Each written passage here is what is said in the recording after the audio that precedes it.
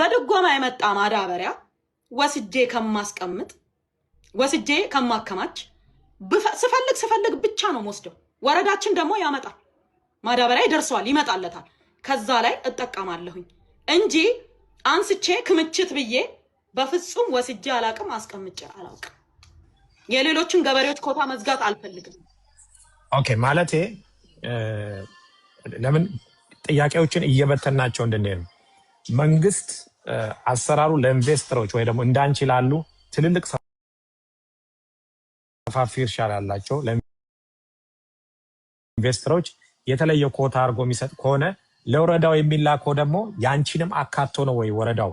በውስጡ ባሉት ለኢንቨስተሮችም አካቶ ነው ወይ ወረዳው ማዳበሪያ የሚረከበው ምክንያቱም ሌሎቹን አርሶ አደሮች መጉዳት እንዳይሆን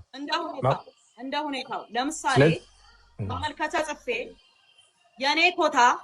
ወደ ወረዳዬ ይምጣልኝ ካልኩኝ ወረዳው ኮታዬን ይወስዳል ኦኬ ስለዚህ የፌደራል መንግስት የሞስደው ካልኩኝ ከፌደራል እጅ ወስዳለሁ ማለት ነው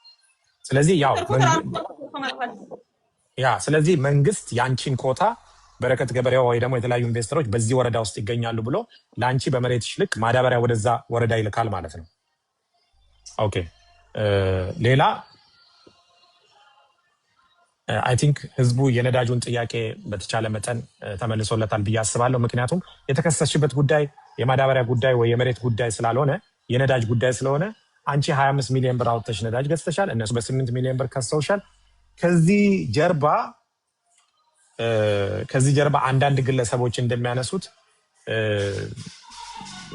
በድፍረትም ልጠይቅ የምፈልገው የፖለቲካ እድምታ አለው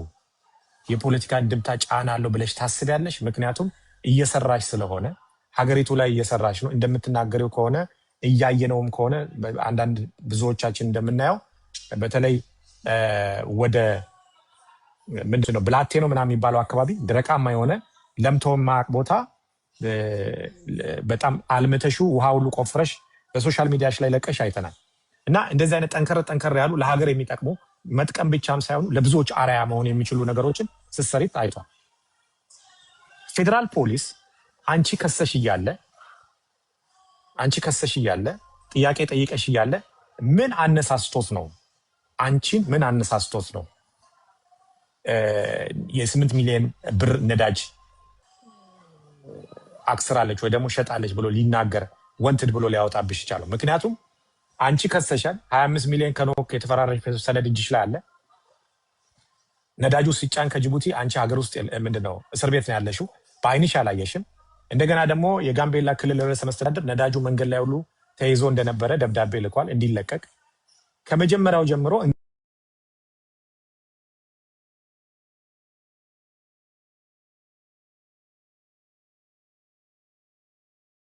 ነዳጁ ታንከር ውስጥ እያለ ወይ ደግሞ ማራገፊያ ቦታው ላይ እያለ ቋት ውስጥ እያለ እናንተ ሳትጠቀሙ ያልተጠቀማችሁበት ምክንያት አንቺ ስትናገሪ እስር ቤት ስለነበርኩ ነው ስለዚህ እኔ ቤተሰቦቼ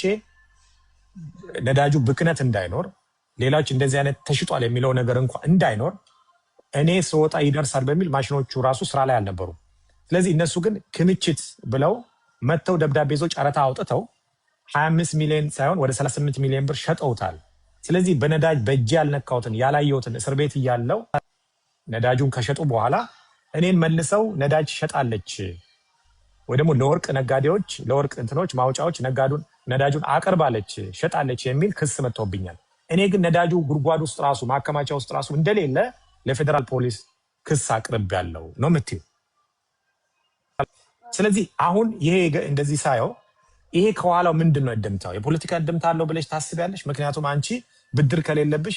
ከውጭ ነው ገንዘቡን ይዘሽ የገባሽ መስለኛል ከውጭ ሀገር መተሽ ኢንቨስት ስታረጊ ከውጭ ሀገር ወደፊት መተው ኢንቨስት ለሚያረጉት ምን መልእክት ይኖረዋል አንቺ አሁን የውጭ ሀገር ኢንቨስተር ነሽ ዲያስፖራ ነሽ ከአየርላንድ ነው ከባለቤትሽ ጋር ገብተሽ ኢንቨስት ያረግሽው ከውጭ መተው ወደፊት ሀገሪቱ ላይ ኢንቨስት ለሚያረጉ ምን መልእክት ይኖረዋል ፌደራል ፖሊስስ ከምን ተነስቶ ነው አንቺን በዚህ ድምታ የፖለቲካ አዝማሚያ አለው ወይስ ሌላ አታኪንግ አለው ምን ይመስልሻል ካንቺ እይታ ጥያቄው ግልጽ ከሆነልሽ ወይ ደግሞ በመትፈልጊው መንገድ ጫና የለብሽም በመትፈልጊው መንገድ መመለስ ትችያለሽ እስቲ ይሄንን አብራሪልኝ ምንድን አመሰግናለሁ። ነው የፖለቲካ ኬዝ ይኑረው አይኑረው ምን አውቃለሁ እኔ። ገባክ? እኔ ማቀው ቪአይፒ ወረቀት ያሽ ተብዬ መታሰሬን ነው ማቀው።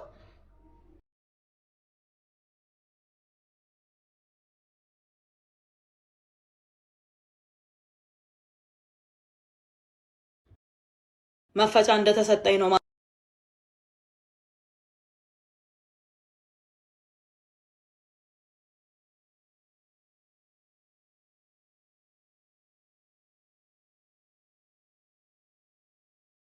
በዛ መሀል ግን ፌዴራል ፖሊስ ምርመራ እንዲያደርግ